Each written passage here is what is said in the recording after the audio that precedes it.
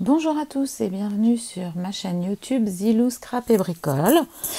Aujourd'hui, nous allons réaliser de l'embossage en résista. Une petite technique que je vais vous montrer, vous faire redécouvrir ou vous apprendre.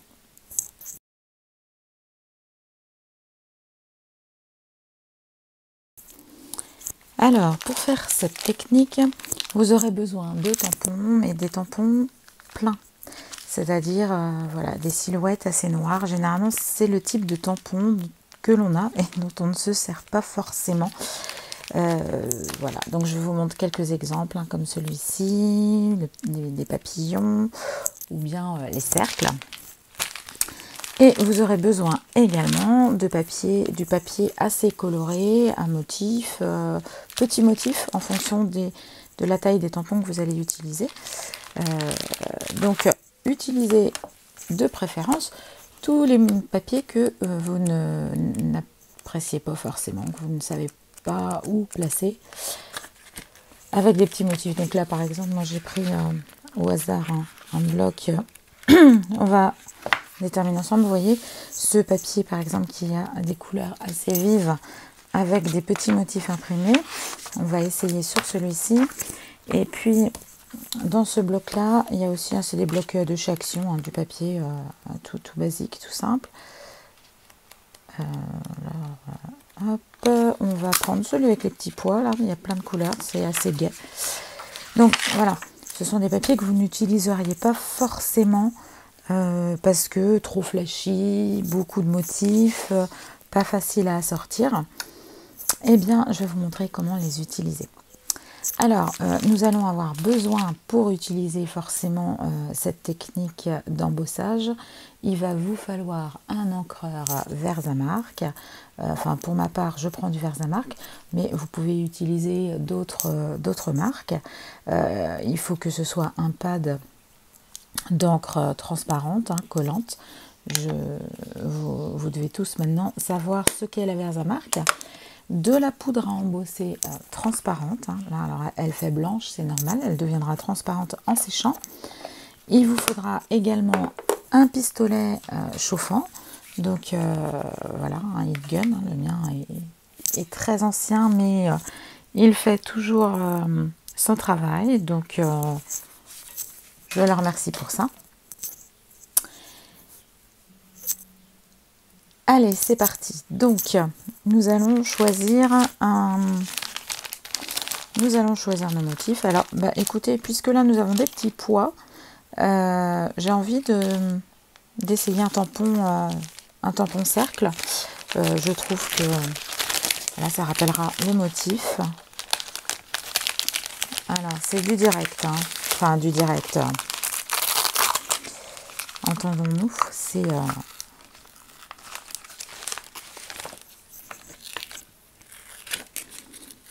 Alors, celui-ci, il va peut-être être un peu grand. Oh, par contre, il est un peu grand.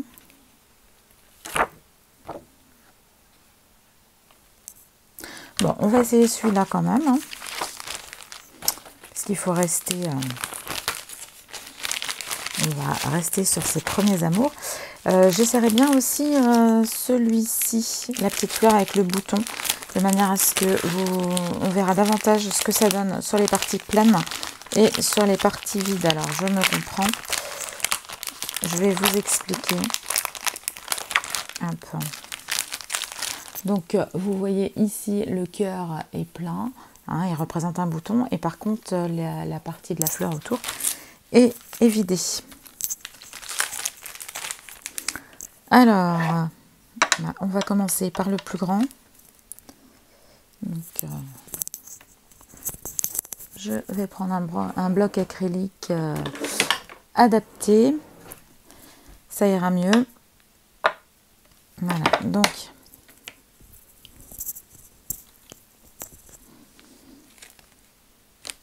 hop, voilà, on va faire le tout dans la foulée. Donc je mets mes tampons sur mes blocs acryliques. Je viens ancrer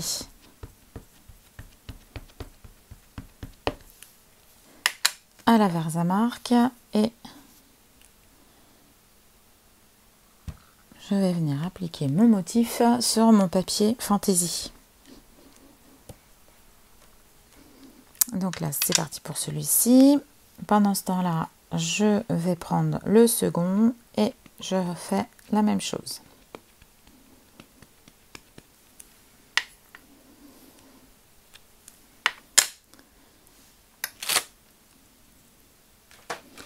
Hop, donc là, je vois plus où j'étais. Je vais mettre celle-ci dans le petit coin là. Voilà. Nous allons passer à présent à l'embossage. Alors,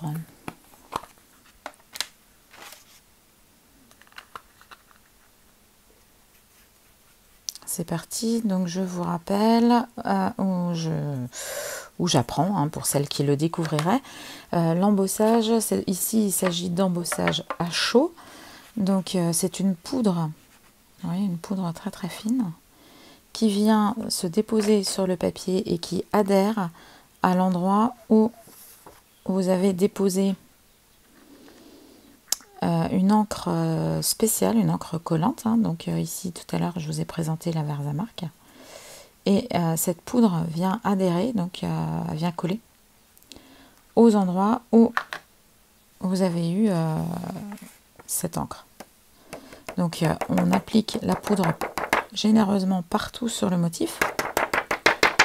Et puis, il suffit de secouer pour faire tomber l'excédent de poudre. Donc là, sur mon papier, on ne la voit pas, parce que vous allez peut-être voir un léger... ça fait mat, un petit peu. Et le fait de chauffer, de chauffer cette poudre va la liquéfier et la rendre transparente, puisque là, c'est de la transparente. Et un côté brillant verni. Allez, je mets ça plus près de l'écran, vous verrez mieux. Et surtout, je coupe le son puisque je vais mettre en route mon appareil.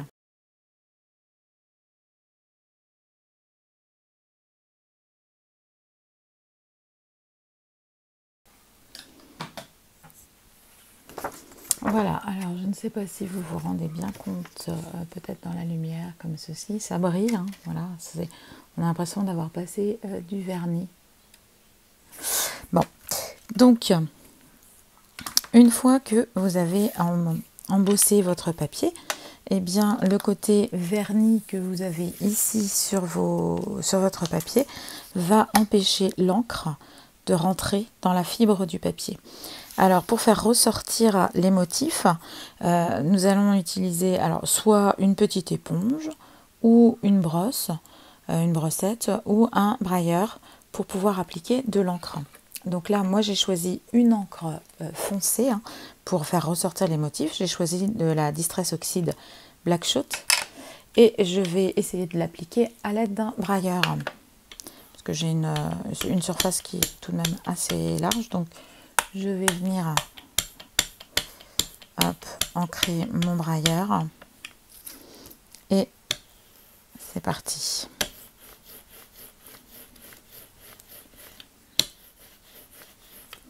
Voilà, vous voyez, ça parle de soi-même.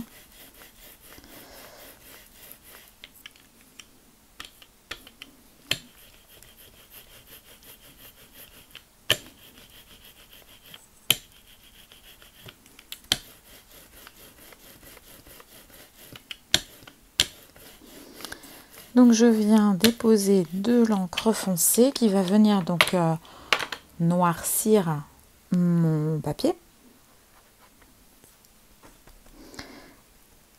Donc le papier qui n'est pas embossé va absorber et pomper l'encre, donc ce foncé. Allez, je vais essuyer avec mon éponge pour récupérer un maximum d'encre.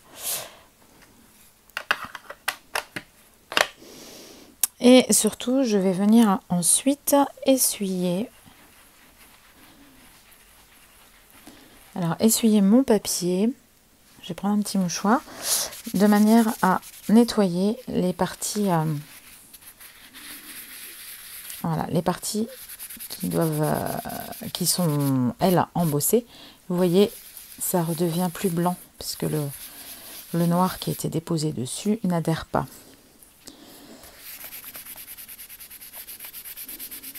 Allez, je viens nettoyer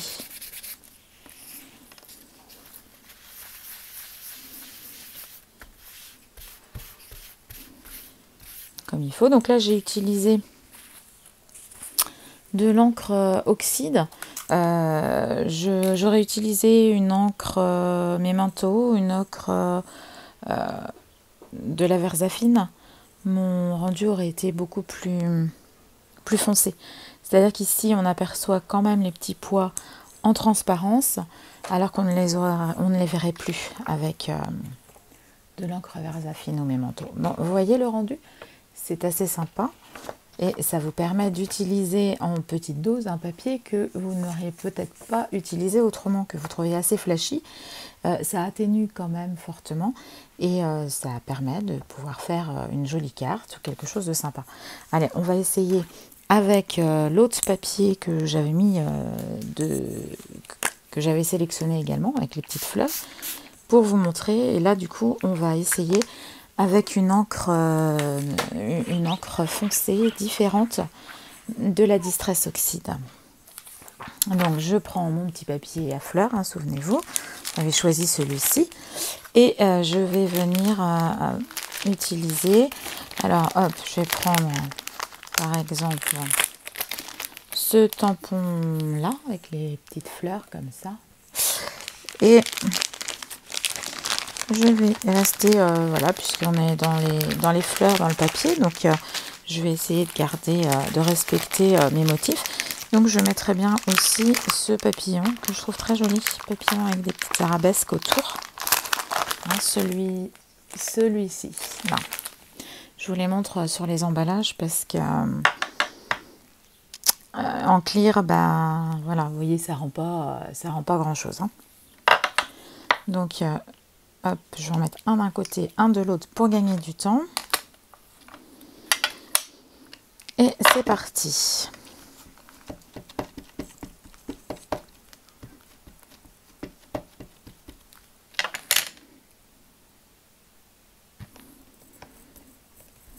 Alors, j'applique le premier ici.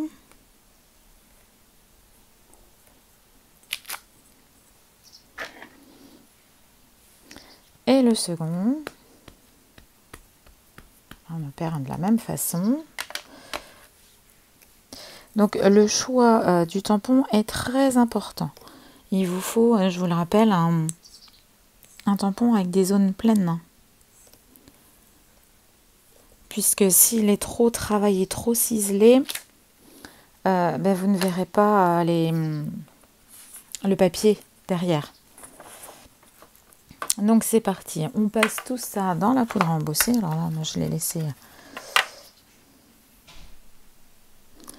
dans mon petit récipient. Je vais la refaire retomber comme ça directement.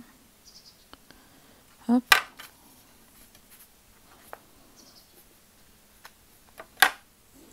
Là on voit davantage sur ce papier là mes dessins, les motifs qui se dessinent.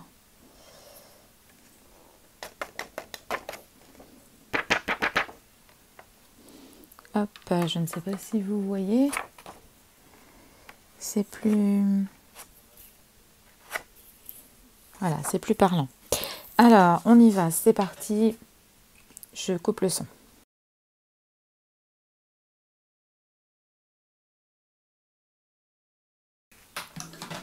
Voilà, je trouve que sur ce papier-là, on voit davantage. Donc, je pense que vous allez voir ici, ça brille. Hein, vous voyez le motif du papillon en haut et de la fleur dans le bas. Bien, eh bien, nous allons utiliser, on va changer d'encreur, donc on va prendre soit de la Memento, soit de la Versafine. Allez, on va partir sur de la Memento.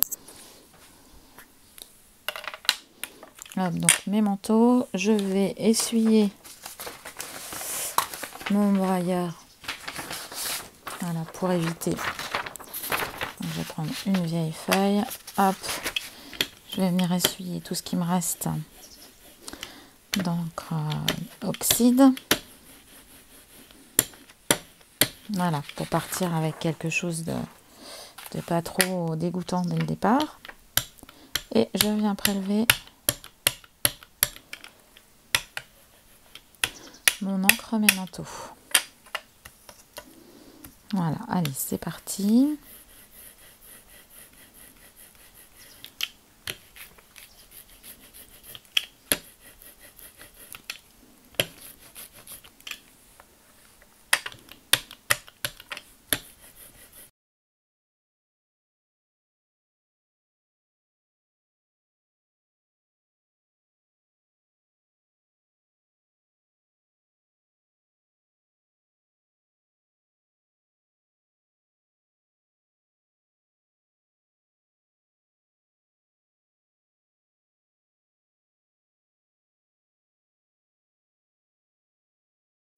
Voilà. Donc vous voyez le rendu, les motifs embossés ressortent beaucoup mieux. Bon, je vais vous montrer maintenant la réalisation en l'utilisant pour mettre sur une petite carte parce que ça sera beaucoup plus parlant que comme ça. Allez, je prépare mon matériel pour faire la carte. À tout de suite. Alors voilà, je vais prendre une feuille de papier blanc. Je vais faire, on va découper, on va faire 3 petites cartes, des cartes toutes petites parce que mes motifs ne sont pas très grands. Donc mon papier fait 29,7, donc je vais couper mes cartes à, je vais faire à 9 cm 9. Hop, comme ceci.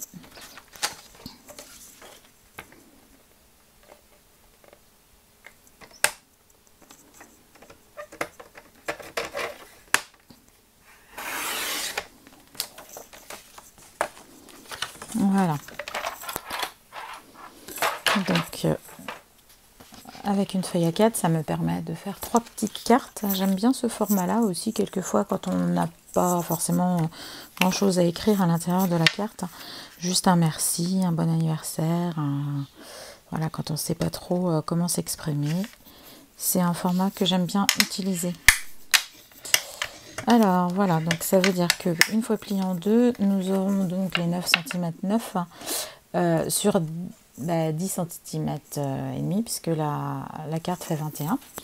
Enfin, le papier fait 21.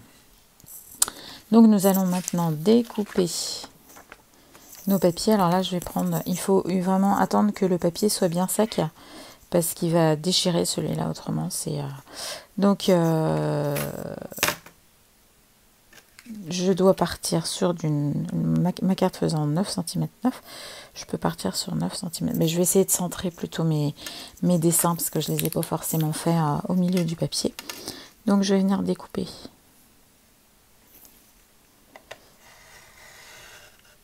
Voilà, au cutter.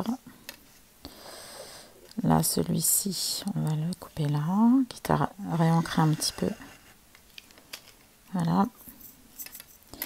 Par contre, celui-là, je peux le mettre un petit peu plus rectangle. Voilà.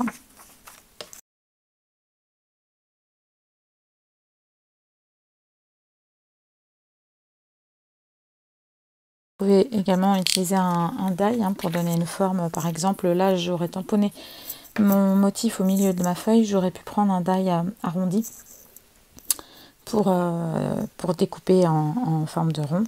Donc là, je vais essayer de renoircir un petit peu mon papier aux endroits où c'est juste. Alors voilà, je suis allée me laver les mains parce que de l'encre noire, je ne voulais pas en mettre partout.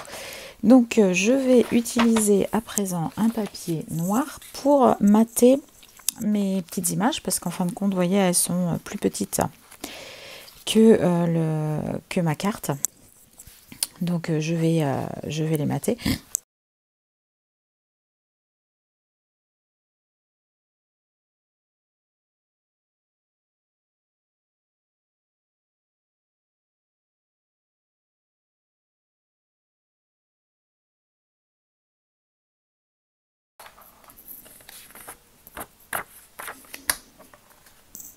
Alors non, c'est cette image-là.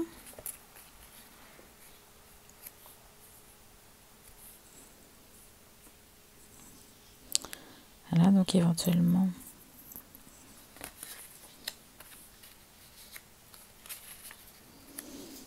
Bon, je trouve ça un petit peu foncé. Je mettrais bien, voilà, puisque j'ai du jaune dans les petites fleurs qui sont là, il y avait des tons un peu jaunes. Je mettrais bien avec un papier un peu jaune.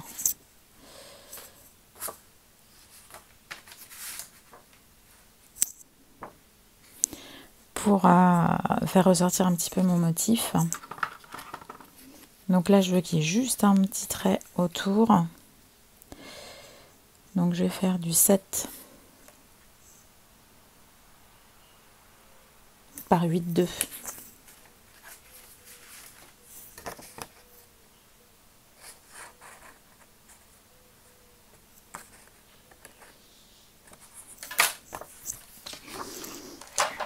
Allez, c'est parti.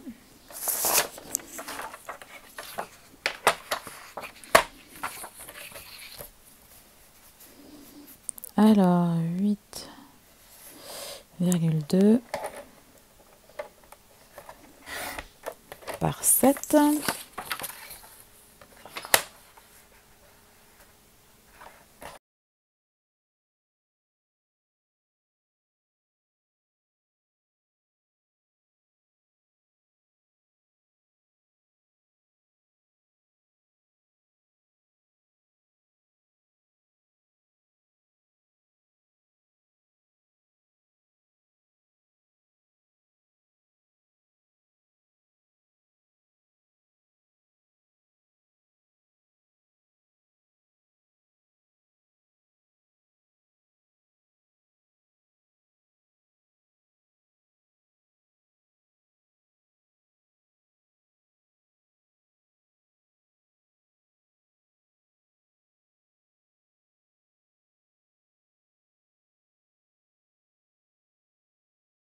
Puisque je vais peut-être pas faire tous les faire, hein, mais celui-ci, on est dans des coloris différents, donc on va voir ce qu'on va faire au fur et à mesure.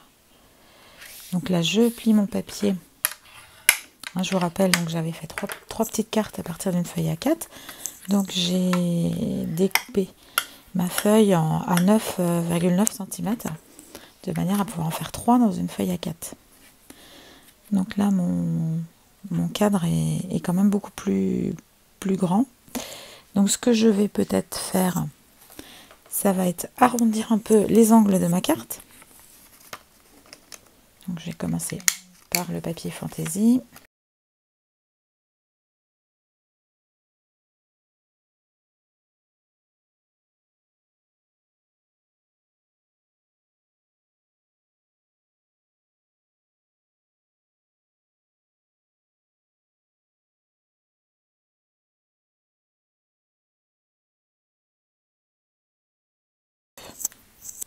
Il me restait du noir sur ma partie embossée. Alors là, on va essayer de partir sur une couleur un peu plus flashy, donc éventuellement du rouge, hein, puisqu'il y a du rouge dans la carte. Donc je vais chercher mon papier coloré et je reviens. Alors voilà, j'ai trouvé ce rouge qui va bien se marier avec notre petite image ici. Donc c'est reparti comme tout à l'heure, on va prendre les mesures. Voilà, donc on va prendre les mesures pour de manière à mater, avoir juste un petit liseré de chaque côté.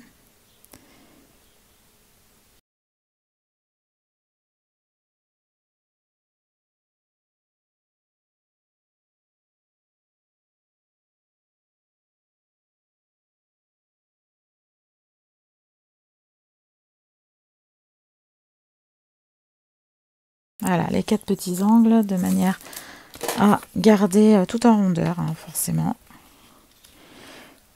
comme le tampon choisi. Hop, hop.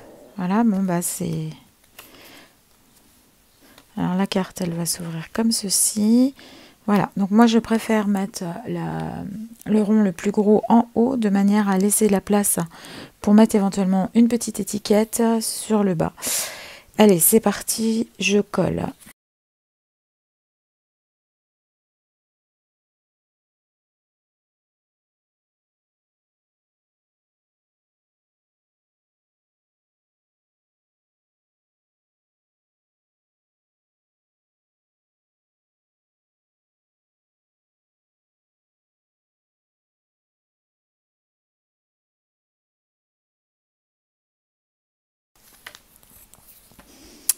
Voilà, donc cette carte, je la trouve très sympa aussi. Donc vous voyez, voilà deux exemples qui sont très très différentes, tout en étant faits dans le même esprit.